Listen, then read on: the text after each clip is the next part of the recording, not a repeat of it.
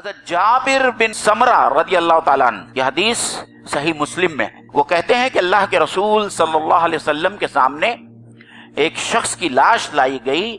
جس نے کیا کیا تھا؟ خودکشی کی تھی۔ اللہ کے رسول صلی اللہ علیہ وسلم نے اس شخص کی نماز جنازہ نہیں پڑھائی، وہ اس لیے کہ اللہ کے رسول صلی اللہ علیہ وسلم تمام لوگوں کو متنبہ کرنا چاہتے تھے اور بتانا چاہتے تھے کہ یہ ایکٹ، خودکشی کا یہ عمل کتنا شنیع ہے کہ میں اس شخص کی نماز جنازہ نہیں پڑھوں گا۔ لیکن اس کے باوجود وہ رحمت للعالمین تھے، انہوں نے صحابہ کو حکم دیا کہ اس کا نماز جنازہ پڑھا جائے۔ تو کہنے کا مطلب یہ ہے